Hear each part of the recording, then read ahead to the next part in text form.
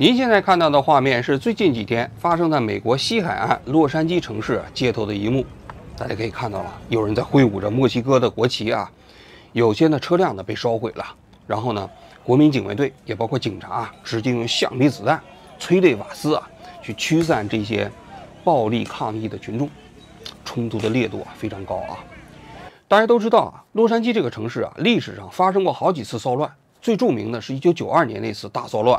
We're southbound on Paxton. Appears to be 3 male blacks in a vehicle. It's a white Hyundai, I believe. At any time during this evening, did it go through your mind that this was not a human being that you were beating? The police approach black men as criminals first and citizens second. I will use whatever force is necessary to restore order. 那次大骚乱呢，在美国历史上也是排得上号的啊，死亡了好多人呐。但是这一次的骚乱跟1992年那次烈度没法相比，但是也是近些年来美国所发生的街头骚乱烈度比较高的一次。所以最近几天洛杉矶就成为了美国舆论关注的焦点。那么消息传到中国，很多人都讲了，你看到了吗？美国的川普他现在用装甲车开到街头，准备镇压人民群众了。那言下之意你们不是美国天天指责中共当时89年镇压学生吗？你看，这川普现在面对非法移民，面对人民群众走上街头的这样一种正义的呼声，他也直接动用军队去镇压人民群众天下乌鸦一般黑美国的共和党跟中共其实也差不多言下之意大概就是这么一个逻辑所以你可以看到了嘛，洛杉矶骚乱同时引起了中美2个国家舆论的高度关注。我们今天就来讲一讲这场洛杉矶骚乱的来龙去脉洛杉矶的这次骚乱要从6月6号开始讲起。6月6号这一天美国的联邦移民局，也包括它的海关执法局，再加上美国的国土安全部，这3个部门联合执法，在洛杉矶街头就开始进行了大搜捕。他们搜捕的对象主要针对的是非法移民。这非法移民中间有一批人可能已经有了递解令，就是美国法院已经裁决你必须要离开美国。还有一些新进跑到美国来的非法移民，没有做任何身份登记的。按照川普政府现在的法令这些人都必须立刻无条件离开美国。Devastated and heartbroken. The 18-year-old is concerned because her dad and uncle are undocumented. It was unexpected. We didn't know nothing. Like they just called us. Like I was at school and they called us and I had to come over here for my dad. 你就是根本没有资格留在美国了。你如果不离开，就属于犯罪，要抓这些人，把这些人抓走。当天下午3点他们就来到了洛杉矶市中心附近有一个服装加工厂。这服装加工厂旁边有一个劳工市场，这个劳工市场都是一些日结工，特别受非法移民的欢迎。所谓日结工，就当天有雇主他有需要的话，就到这儿来找人，比如说拉你过去，一天给你$100或者给你50美金，当天给你用现金来结算，非常受非法移民的欢迎。而这个国土安全部据说得到了情报，说这个服装加工厂的生产线里头有很多非法移民，所以他们就准备冲进这个服装加工厂抓捕这些非法移民。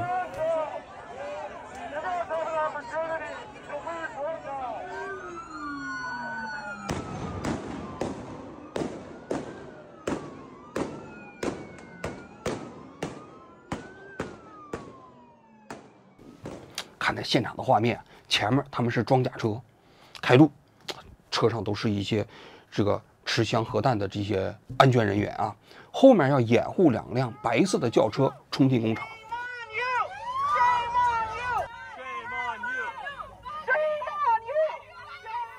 结果呢，他们到了这工厂门口，就受到了很多围观群众的这个抗议因为洛杉矶这个地方非法移民非常多，他们呢对这个ICE， 也就是说美国这个海关执法局非常不感兴趣，对这个驱逐非法移民的事情也非常不配合，拿着手机就拍他们抗议，喊着口号。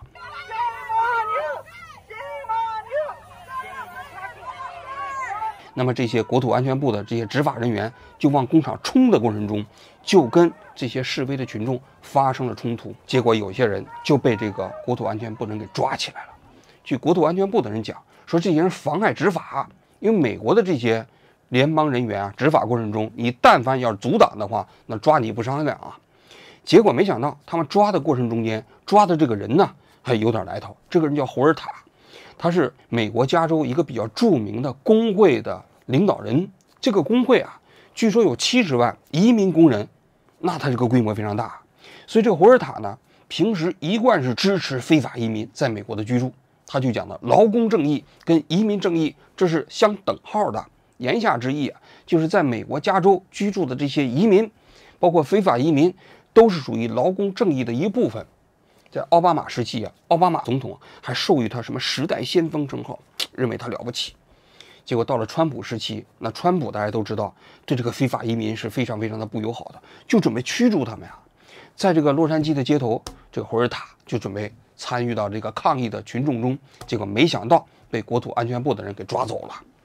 他一抓走可不得了，因为他不是普通人呐。当地的媒体第一时间就发出去了，发出去之后，美国加州的州长纽森、洛杉矶的市的市长都发表声明支持这个胡尔塔。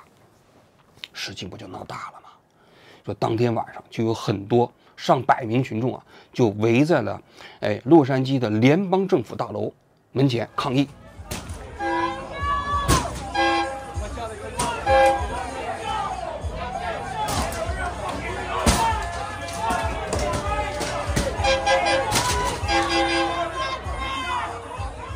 要说这次啊，这个联邦移民局啊，也包括ICE 啊，他们在洛杉矶的执法啊，并没有通知洛杉矶市的警察，也没有通知加州的政府，他们是自己到加州那个地方去执法的。为什么会这样呢？这里头啊，我们还是要稍稍往回讲一讲啊。大家都知道，这川普这个政府啊，他对这个非法移民呢，他是一贯采取比较排斥的态度。川普啊，在上一任期的时候，就是信誓旦旦的说要解决美国的非法移民问题啊，在美墨边境不是修边境墙吗？ You have to stop illegal immigration. You cannot have, I know NBC might disagree with me, but you cannot have, and it's very important, illegal immigration. You don't have a country if you have that. People are coming into our country. We have no idea, and they're from all over the world. We have no idea who they are. We have to have strong borders. If we don't have strong borders, you don't have a country anymore. 修了几公里，花了好多钱，结果没阻挡住啊。所以那个第一个任期，其实他阻挡这个非法移民的问题啊，不是特别成功。但是到了第二个任期，他在竞选的时候，他信誓旦旦要讲，要驱逐1500万美国的非法移民。大家都知道，美国现在的劳动力啊，大概是1.7亿。这1.7亿中间，据说是啊，非法移民差不多1000万左右。那非法移民的总数就更多了啊。这个非法移民一直是美国在民主党和共和党之间啊政策分歧非常大的一个问题。那民主党呢，总体来讲就认为非法移民呢相对来说比较友好，就对非法移民啊没怎么管，虽然说也驱逐啊，总体来讲是比较友好的。你非法移民到了美国，你就可以领一张白卡，然后就可以打工，然后呢，基本上你过几年遇到什么大事了，就可以加入美国国籍了。但是这些非法移民呢，确实引起了美国中产阶级的普遍不满，因为美国的中产阶级啊，他们交的税比较重，交的税干什么了呢？交的税呢，他们认为都补贴给了这非法移民。你想想，很多非法移民到了美国之后，先领一张白卡，医疗白卡，这医疗白卡都是联邦政府出钱的啊，然后看病就不要钱了。那么那不要钱，这钱从哪儿掉下来的呢？那不都是这些中产阶级交税来养活这些非法移民的吗？然后很多非法移民呢，他们打工呢，基本上用现金结算，美国政府也收不到他们的税，所以啊，这些非法移民就成了很多美国中产阶级反对的对象。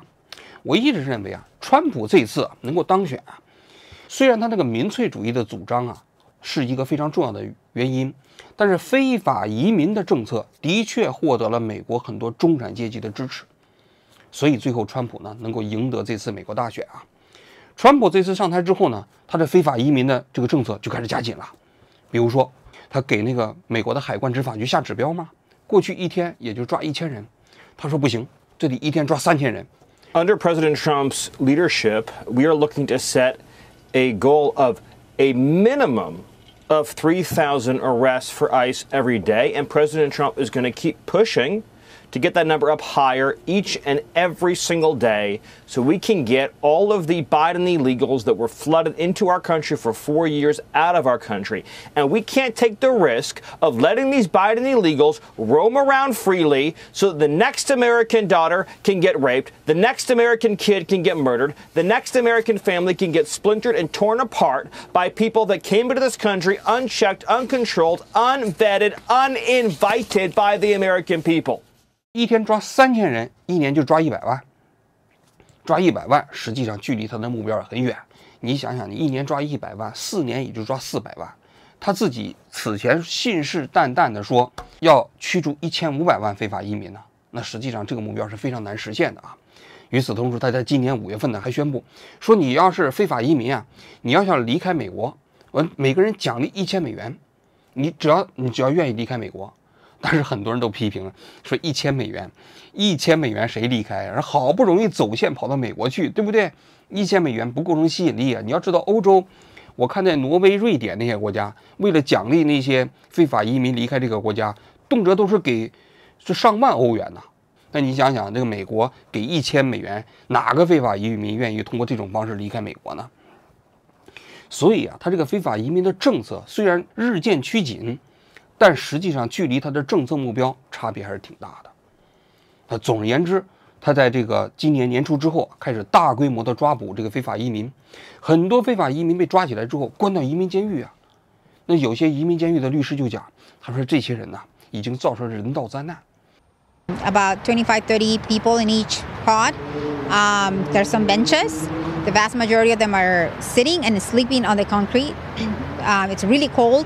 They're not being given blankets. Some of them don't even have sweaters. 然后呢，就一天就领1碗米饭，然后再加矿泉水，已经导致人道灾难了。One man was overheard yelling "Ayuda," which means help in Spanish. This video was shot by an immigration lawyer. Take a look.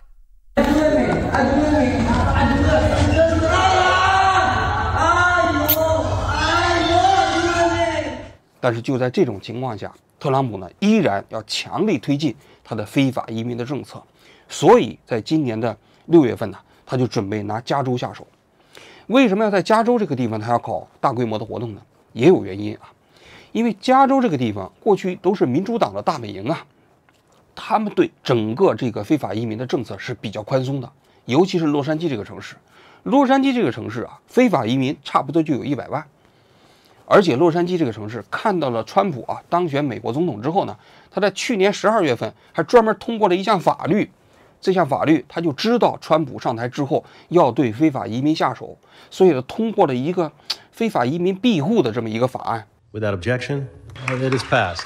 什么意思呢？就洛杉矶市对美国的这个联邦移民局，也包括它的海关执法局啊不配合，信息不共享，你抓人的时候他也不配合。你爱抓你自己来抓，你抓的过程中我们是不做任何配合的。言下之意就是说，你川普有能耐你就抓，你没能耐，他们这些非法移民就在我们洛杉矶这个地方待着了。所以你知道川普为什么没有通知洛杉矶市的警方吗？其实他通知也没有用，洛杉矶市的警方是不会配合他们的。就是在这种情况下啊，川普在6月6号这一天呢，就突然在洛杉矶那个地方开始进行针对非法移民的执法。到了6月7号这一天啊，这冲突的烈度就上升了。在洛杉矶啊，这下面有一个小镇叫派拉蒙镇。这派拉蒙镇呢，它主要是由一些拉丁裔的移民组成的。据说拉丁裔的移民呢，差不多有78%。这中间啊，其实很多都是非法移民了。拉丁裔都南美过来的嘛，他们在很多餐厅啊，还包括这些农场啊。也包括那些很多洛杉矶市民呢，给他们割草坪的这些人，都是一些墨西哥裔的这些移民，其中有很大一部分都是非法移民。但是他们这些非法移民，有的在洛杉矶已经生活了很多年，这个派拉蒙市啊，其中就是其中之一。所以在6月7号这一天啊，这些美国国土安全部的人在派拉蒙市啊搞这个执法的时候，一下子就爆发了非常激烈的冲突。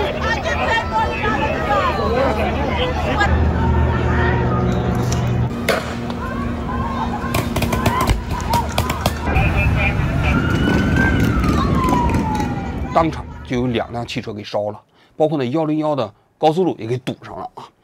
这冲突的烈度不就进一步上升了吗？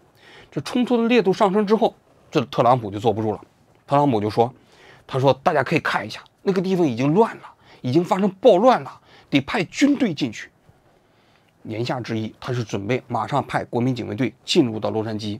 与此同时，他还讲啊，他说看到了吗？所有戴口罩的都应该抓起来。大家听这话可能是不是有点耳熟啊？当年香港反送中的时候啊，香港特区政府的时候也说了，所有戴口罩的都是抓起来。所以那个特朗普啊，其实跟香港政府也挺像的啊。当天晚上，特朗普就宣布2000名国民警卫队的队员进入到洛杉矶市，同时命令700名海军陆战队的军人呢要待命，随时准备进入到洛杉矶。这个消息一公布啊，那立刻引起整个媒体的这个舆论大化。为什么呢？因为总统动用国民警卫队进入到一个州啊，在美国历史上是非常少见的，尤其是没有经过州的这一级的请求。你比如说啊，1992年那次洛杉矶发生骚乱，人家洛杉矶市啊向这个美国联邦政府求援，美国联邦政府派驻国民警卫队进入，这个呢实际上比较正常，是州请求联邦政府去支援。为什么呢？因为国民警卫队啊，按照美国的宪政体制啊，它实际上是归州来指挥的，它是州这一级的军事力量。因为美国分为联邦和州嘛，州有州的主权呢，州的主权是他自己的国民警卫队啊。在联邦这一层面，你联邦军队你是抵御外国入侵，或者说跟其他国家打仗，是联邦这一级军队的使命。国民警卫队他平时只在这个州里面，他负责的是这州的安全，也包括救灾。他的最高指挥是州长。那么，如果这个遇到特殊情况下，美国的联邦政府的总统也可以把国民警卫队联邦化，就直接剥夺州长的权利。这国民警卫队归我指挥了。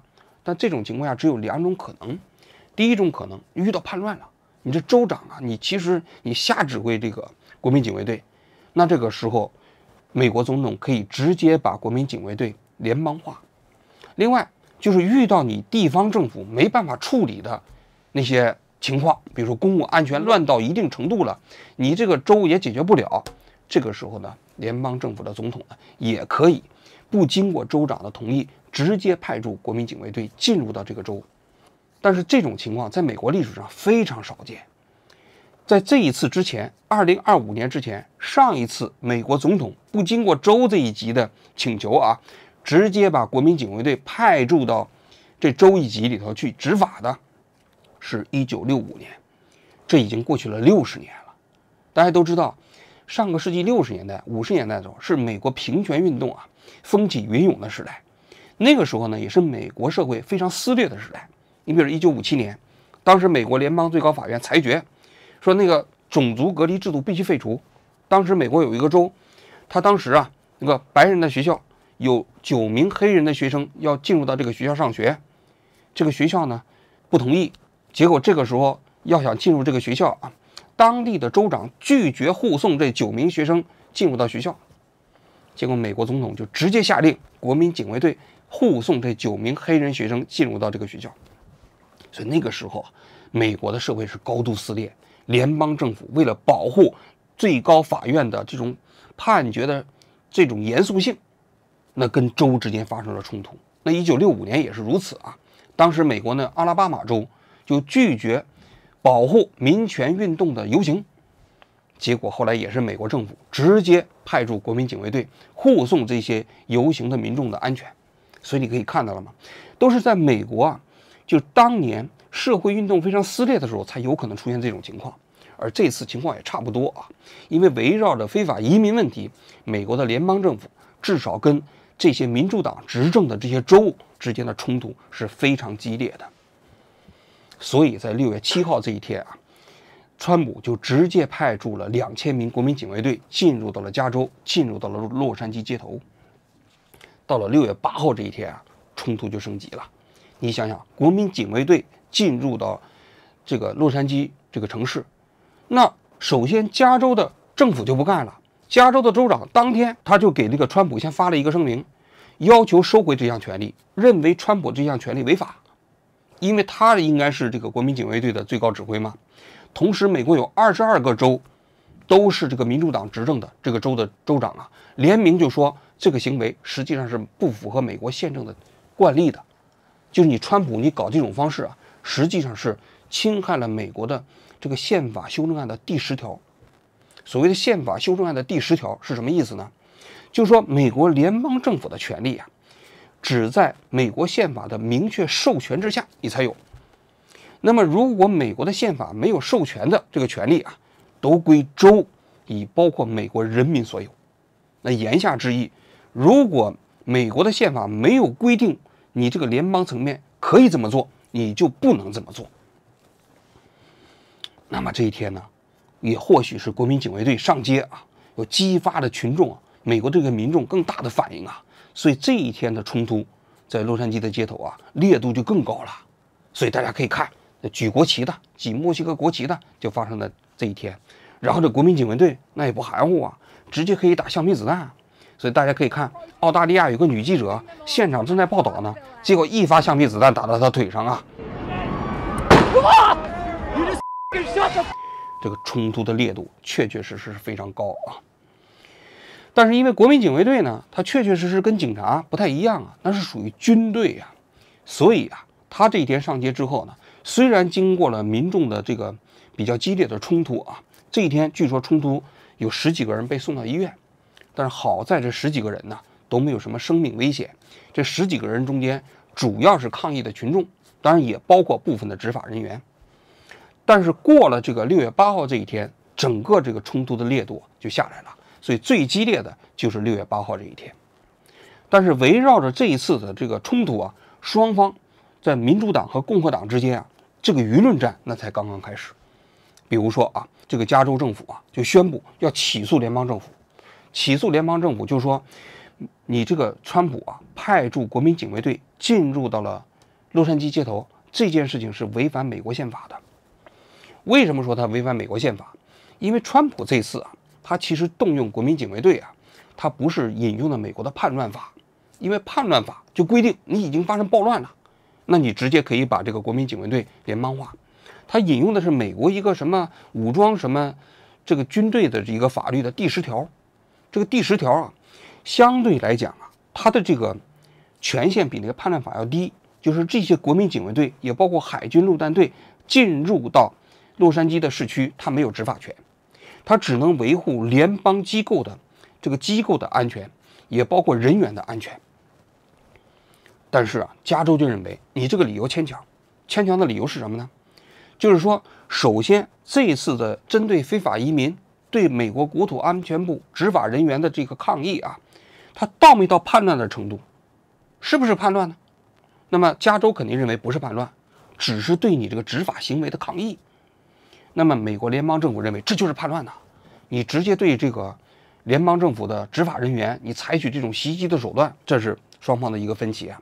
另外一个就是你维护治安这个程度到没到实际上已经难以自己解决的程度，需不需要联邦政府去介入？那加州现在认为肯定是不需要。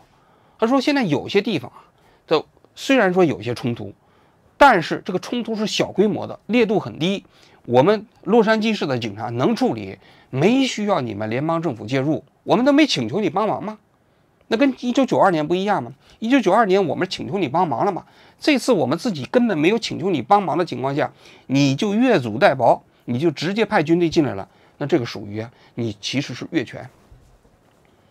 这是加州的理由啊，但是川普肯定不这么认为了。川普肯定认为你这加州其实已经到了这个叛乱的程度了，需要军队直接进去镇压。但是川普大家都知道啊，川普实际上是一个把美国啊这个法律赋予他的权利最大化的一个总统。你可以看一下他上台之后啊，从1月份到现在，他几乎所有的超常规的手段似乎都有法律的授权。你比如说他搞关税战，对吧？他不是引用的是美国那个紧急状态法吗？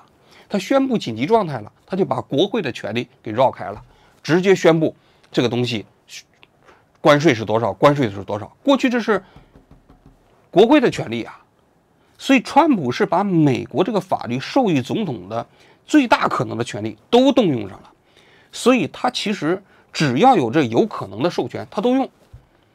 当然，他对加州肯定是有意见的，因为加州长期以来是民主党的大本营，也是对抗共和党这个联邦政府的一个非常重要的桥头堡。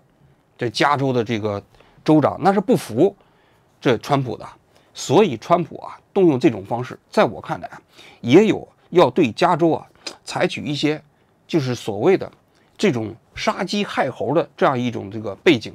你加州不是反抗的比较激烈吗？那我就用这种方式来对付。那在今后的非法移民的政策的执行过程中，阻力可能就小得多了。这是第一个方面。至于官司能不能赢啊，谁能赢啊，这不好讲。这个我觉得啊，这官司且打呢啊。第二个方面，其实最核心的还是美国的这个非法移民问题。从我自己的角度来讲，美国是全世界对非法移民最友好的国家，确实是如此。你只要走线过去了，给你发张白卡，反正你就可以打工了，对吧？全世界几乎没有任何一个国家是这么做的啊。但美国历史上它就是靠非法移民建立的国家，所以形成了一个传统。但是这些年来啊，在非法移民如果完全放任不管，肯定也是不行。所以呢，这就形成了美国社会内部针对非法移民非常大的一个争议。我自己的感觉啊，美国的共和党啊，这个政府啊，对非法移民的管理啊，甚至包括对有一些非法移民的驱逐啊，是有一定的合理性的。像民主党那样完全不管，肯定也是不行的，引起了美国社会内部的巨大的分歧和争议。所以中产阶级对民主党的这个非法移民的政策高度不满，也是川普这个政府民粹化的这样一个政府能够上台的非常重要的背景。但是管呢，我个人认为啊，其实还是应该进行一些区别。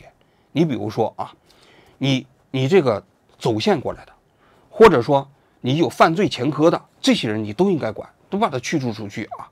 那你有犯罪前科的，你跑到美国来，然后你当非法移民，还有人到了美国之后就流浪，比如中国的那个讲师，金牌讲师丁胖子，是不是？他天天在美国要饭，兄弟们又要到饭了，是不是？给人感觉在美国要饭都比在中国生活的好，这就不合理了。像这些人都应该优先把他驱逐出去。但是那很多非法移民，他到了美国之后，他已经有了工作，勤勉的开始纳税，那么对这些人，那在我看来还是应该其实进行区别对待。尤其是很多移民在美国已经生活很多年了，他甚至可能结婚的对象就是一个美国人，婚姻的对象也是一个美国人，但是他现在没有在美国拿到一个合法居留的身份，他就是一个非法移民。那么对这些人要驱逐的话，你就要小心。甚至有些人他可能跟着自己的父母非法移民到了美国，已经很多年了，他其实从某种角度来讲就已经是美国人了，但是没有拿到美国合法的身份。你现在要是把他们驱逐出去，让他们回到自己的国家，那个国家对他们来说已经是一个外国了，他回去没有立足之地。对这样的人，你要驱逐的时候，你的确应该考虑到人道因素。如果你要是不加甄别的把这些人都驱逐出去，在美国就会引起非常大的道德上的争议。那民主党现在攻击川普的这些移民政策，其实很多也是针对这方面进行攻击的。所以在我看来啊，关于这个移民问题，非法移民问题啊，应该把民主党和共和党的政策要稍微中和一下。民主党呢走得太远，认为所有的非法移民啊，在美国构成了美国的一部分。这川普政府啊也太民粹化，他恨不得把所有的非法移民都从美国赶出去。说句心里话，如果真把所有的非法移民都赶出去啊，我看美国的社会也没办法运转了。因为美国现在那些很多工作是没有人愿意干的，比如说加州的那些农场、超市里头那些打工的、餐馆里头那些洗盘子的，包括那些捡草坪的，这些工作收入低又比较累，普通的美国人是没人愿意干的。是1000多万非法移民在支持着美国的这些庞大的这个初级的劳动力市场，所以啊，他们也是美国繁荣的一部分。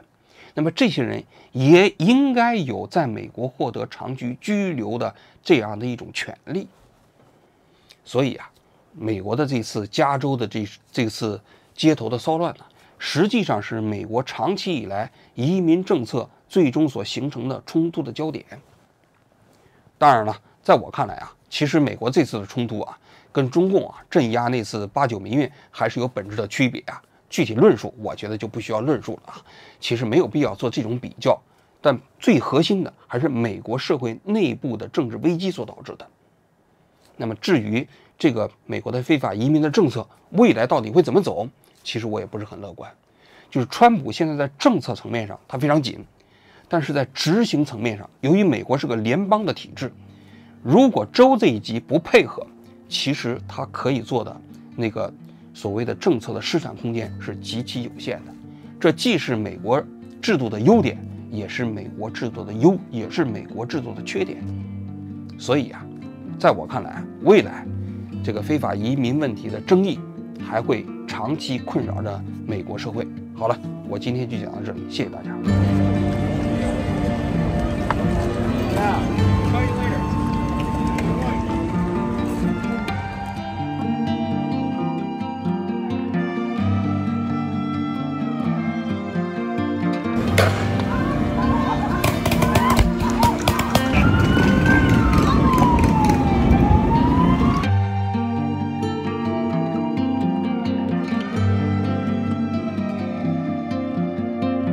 Moving them on through the heart of LA. You just shut the fuck up! You okay?